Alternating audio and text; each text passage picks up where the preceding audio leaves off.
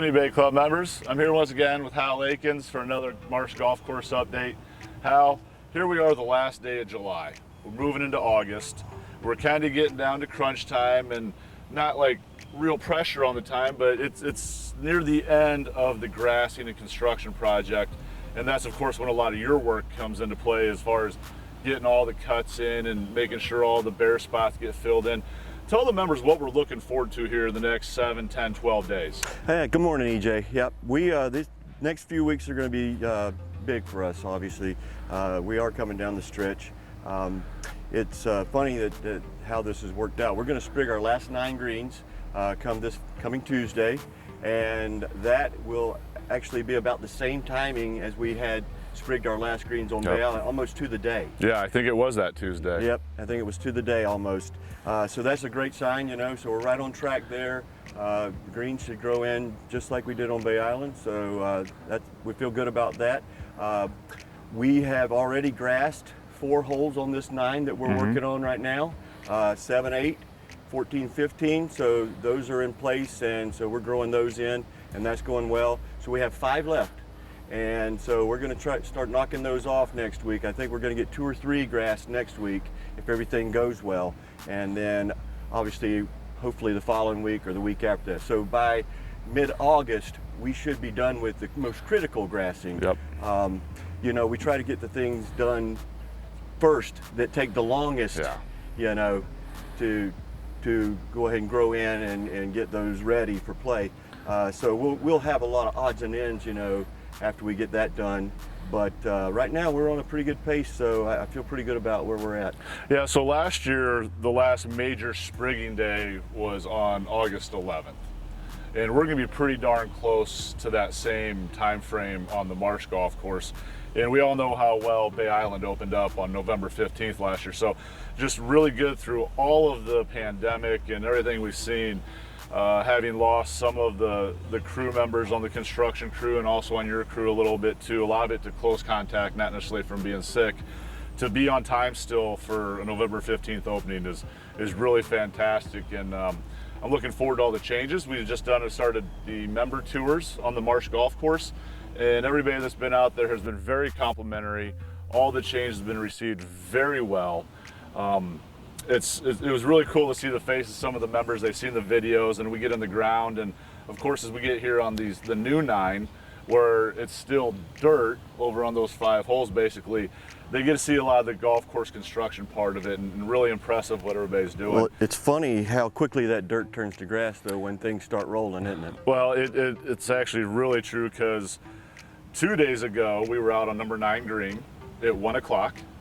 And then yesterday morning when I came back out around the corner at about 8:50, the entire green surround had been soldered already. So just a change like that overnight. So it does come together fast. For those of you that might live out on the holes that are still dirt, thinking that this is going to be way behind, you probably feel like a lot of the people did last year on Bay that lived on 8 and 11 in particular, the last 2 holes we did. So on time, as scheduled.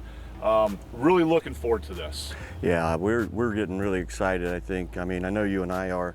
I think this year, you know, we kind of felt our way through it last year, you know. We obviously knew what we were doing, but coming into this one, we were so much better prepared because we did it last year. We knew exactly what we wanted to do, and we put a lot more time into certain things. I think our detail work is much better this year. I like the way these bunkers are turning out. I think they're very dramatic, and they're going to be beautiful, and people are going to really enjoy the aesthetics of those bunkers. And we put a lot of time and effort into these tee complexes. Yep.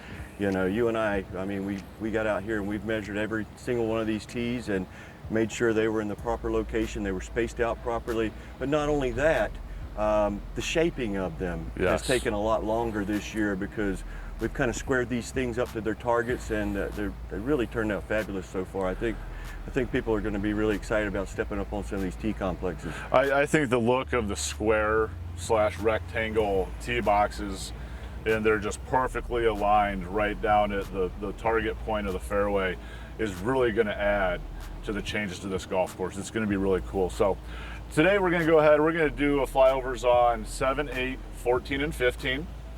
and kind of show where those holes are at. Right now we're out on the 8th green. You can see that it's pretty well prepared to be sprigged next Tuesday.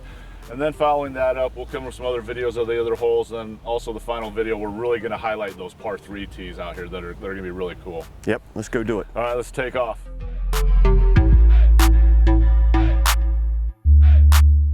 Okay, Hal, here we are above the 7th tee, and kind of there's the tee boxes that we talked about and how we got them all squared and lined up, and that's a pretty good look right there on number 7. Yeah, those tees are going to look great when we get them grassed, man. I'm really looking forward to just getting the size of them sodded so you can just see the tee box lined up. Of course, most of the members, the first thing they're going to notice is just the sheer size of that green, which I believe grew by about 250%. Yeah, those bunkers are actually in the same place, but the green reaches out to the right there beyond that bunker in the middle that used to be on the edge of the green before.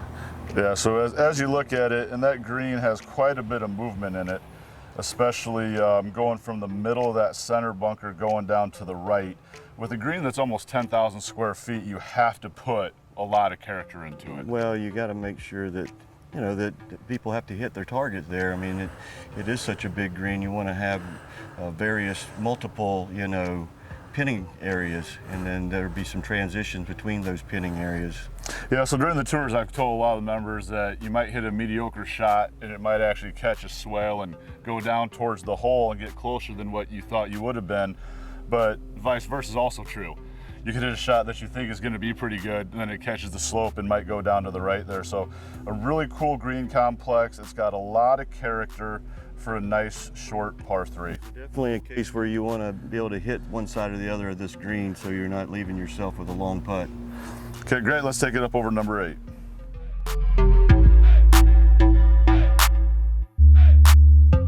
Okay, Hal, here we are on number 8, and what you can't tell from the air is the size of this 8th tee box and the height that it has. It was tall before, and we at least kept that or maybe even raised it a little bit. So really cool tee complex.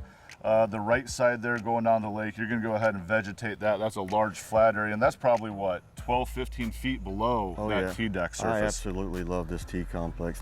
EJ, you know that. I mean, that was a really long slope on the right side, and we needed some extra dirt, so we went in there and we benched it and took that extra dirt and used it in other places, and now we also gave ourselves a landscape opportunity on that right side of that tee complex that's going to look really good when we're done with it. Yeah, so this is a really good look at the green from the air here of where we just did our intro, and you can see how sharp those bunker faces are, and also how much larger that green's gotten in the back right. It kind of reminds me of what it was like 20 years ago, where you could put a pin back there and it was very fair. It was challenging, but in the past few years that you put a pin back there, it was almost unfair. It was so small back there. This is a really dramatic golf hole. I mean, the way that tee sits up so high, and then this green is also perched up very high. And that bunker on the right is a new bunker. If you remember, that was a grass, hollow before, and we've converted it to a fairly deep bunker. That bunker looks really sharp from the tee. What I think is neat about this green, obviously you can see from this angle here how big it is, especially in the back there, but you don't see the green surface from the tee in the back, so it's a little deceiving. There's a huge target back there, but you just don't see that surface. Yeah, a nice change adding that bunker in the front center of that green. That used to just be a mucky hole that it was all gnarly and there. It was tough to mow, it was always wet. So some great changes. This hole really shaped out nice. That bunker sits in there so nice. I mean, it's going to be a really good look from the tee. All right, well, let's head over to number 14 and see the changes there.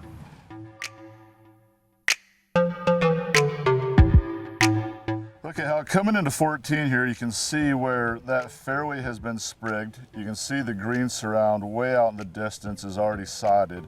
And we still haven't quite completed these tee boxes yet. Well, you saw on 7, 8, and then again here on 14, that the interior of the hole has been grassed, and the tee boxes haven't. The tee boxes don't take that long. I mean, it's a matter of just kind of slicking them off, getting the sod around them, and then sprigging the tops very heavy.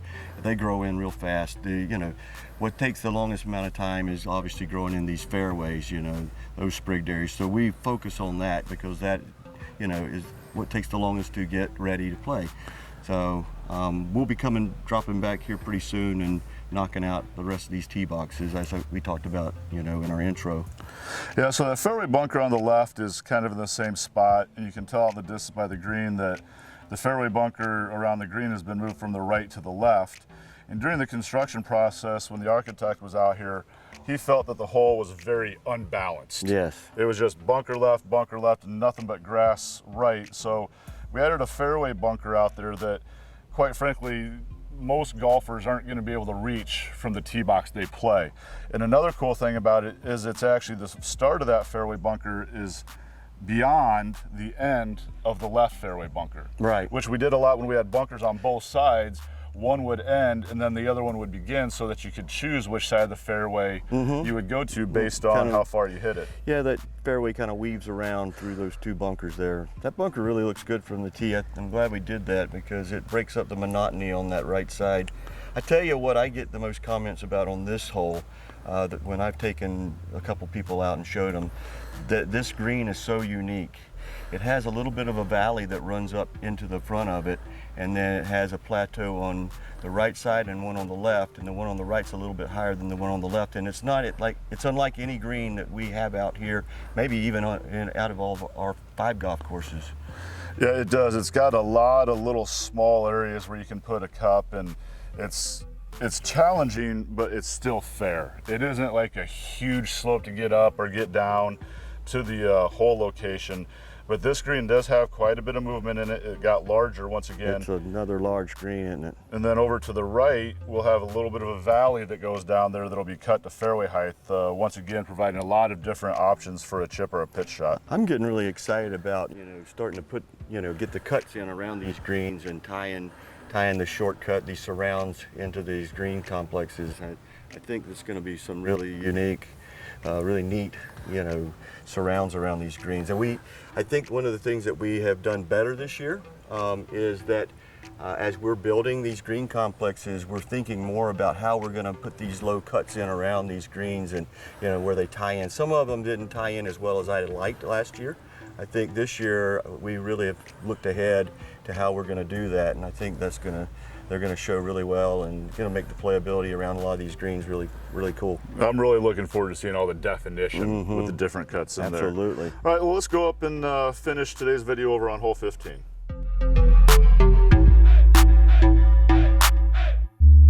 Okay, Hal, here on 15, we can already see that these tee boxes and the tee surround are completed, and they look like they're ready to play almost from the air here. So that does kind of back up your thing about how fast it grows in on the tee complexes. We just sprigged those last Monday. That's so incredible. It's not even 2 weeks. That's right.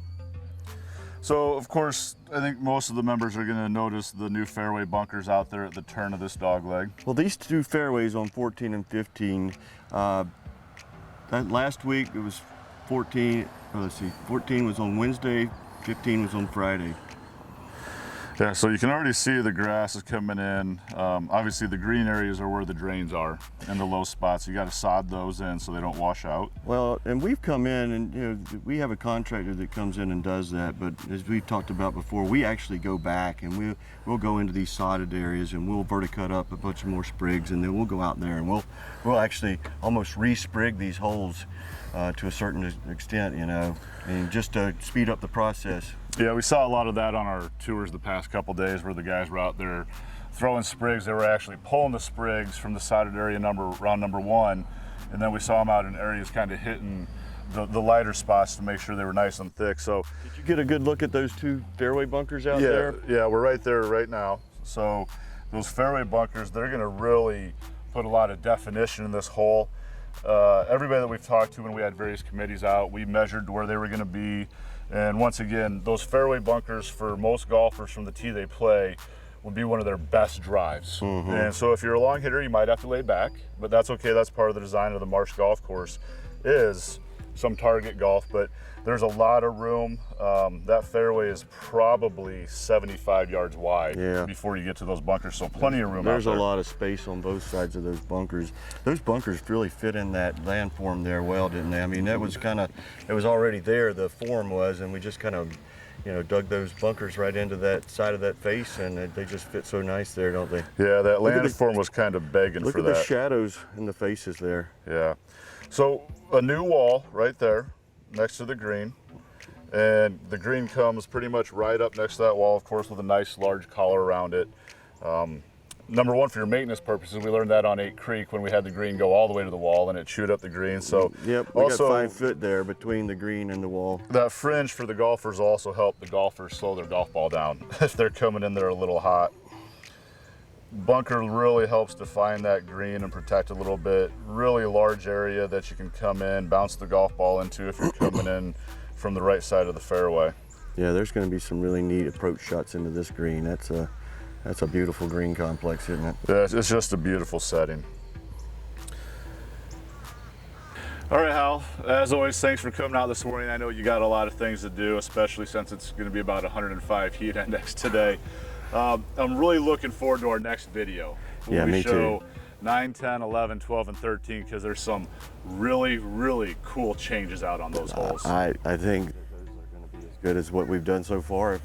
I think there's a couple opportunities for, I like 10 a lot, as you know. Yeah. I think that's going to be a really good looking golf hole. I'm really excited about that green complex. The next 3 weeks are going to be critical. I hope the weather cooperates with us. We've been fairly lucky in that regard here this summer. We are starting to get a little bit more rain. We need it, but we don't need too much of it, you know. We did have a little issue where they were getting a lot of rain out east of us at the sod farm, and we weren't able to get the normal 4 loads of sod yesterday. We were only getting like a load and a half because they weren't able to cut, so hopefully that doesn't happen too much more. We'll see what happens with this weather this weekend, right? Yeah, so if the weather cooperates the next couple of weeks, we get everything on the ground, then it's only in your hands, and we know those are good hands for it to be in. Well, I like it because I can control that. Does the beard make you more wise? I think that's the question all the members have. So anyway, we look forward to the next video in a couple weeks, show you those last 5 holes as we really button up this project. So as always, if you have any questions, feel free to contact myself or Hal at any time. We'll see you in a few weeks. Take care.